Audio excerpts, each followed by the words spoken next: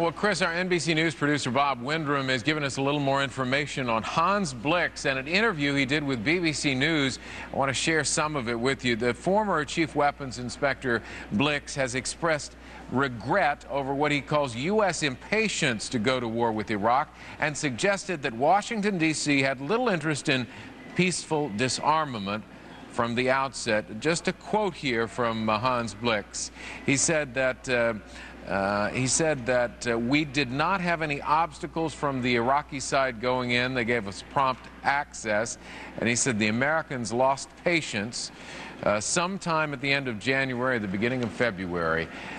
We want to continue our discussion not just on this, but some of the weapons of war. With us now is the former commander of U.S. forces in Europe, retired Army General Monty Meigs. And General, I know you stay away generally from diplomatic issues, but what do you think about that from Hans Blix?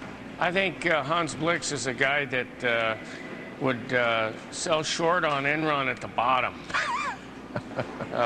He's really been guilty, I think, of what I call righteous equivocation. If you go through his reports, a lot of the key stuff is hidden at the back, and he has really not called a spade, and oftentimes, for whatever reason, perhaps he's under pressure from various governments, perhaps he's a little ideological, but I think his performance has been suspect and has not helped the administration trying to force the hornswoggled the whole way by the Iraqis, I believe. And now you think his true feelings are coming out?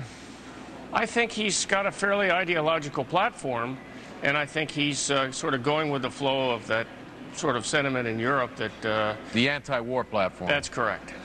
All right, General Meigs, I'll let you off the hook with that one from here on out, and we'll continue. We're going to talk about weapons. And nice to get on solid ground. Well, let me tell you, you know all about the weapons. You also know about the weapons inspectors as well. That's why I asked you. But we now understand that these were Al-Samud-1 missiles, these missiles that the Iraqis fired today at Kuwait and toward U.S. forces, not the Scuds or the Al-Samud-2s, which the weapons inspectors got Saddam Hussein to destroy a few of. Now, what's the difference between the Al-Samud-1s and the Al-Samud-2s, and what kind of damage can they do? We looked into that here. We're not really sure that there's a significant difference. I believe the Al-Samud-1 was an experimental missile. Actually, the Al-Samud-2, they dropped the 1 and they've gone onto the 2, so I suspect what we're seeing is 2s.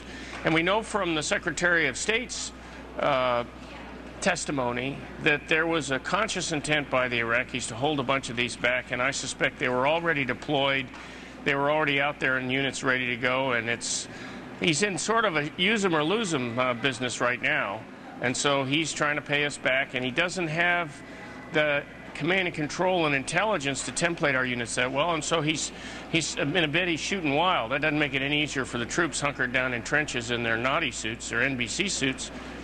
But I think this could be, we could have expected this. He's not shooting very much, is he? No, well, he doesn't have that many to shoot. He's probably got, you know, my guess is 50 to 70 of these things packed away and fairly well distributed. So part of the problem is, are they in range? Which ones does he have in range? And he's going to save some of them for the main event, which hasn't really started yet. How significant is it that the U.S. Patriot missiles were able to knock at least one of them down? It appears they knocked one down and another one of the missiles broke up in the air. Right. I think that's pretty significant. We've improved our capabilities. We have second generation and second and a half generation missiles out there. The command and control's better.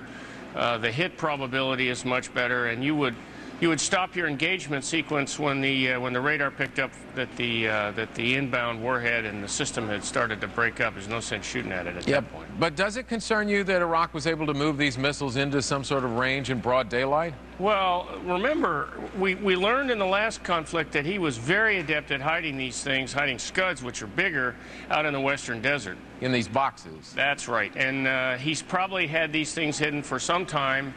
It concerns me because he's shooting at the troops, and he might get lucky, he might have a silver bullet, but it's not anything that I don't think we expected. Do you think these missile launches will affect the plans for U.S. forces on the grounds in that area? I have to say that when you talk to some people who've been watching the coverage, they say, why is it that the U.S. is waiting? We're being fired upon. The U.S. troops are in danger, at risk in Kuwait. Why not blast away now? Well, look, it's no fun hunkering down in a trench when the guy's lobbing these things over the fence at you.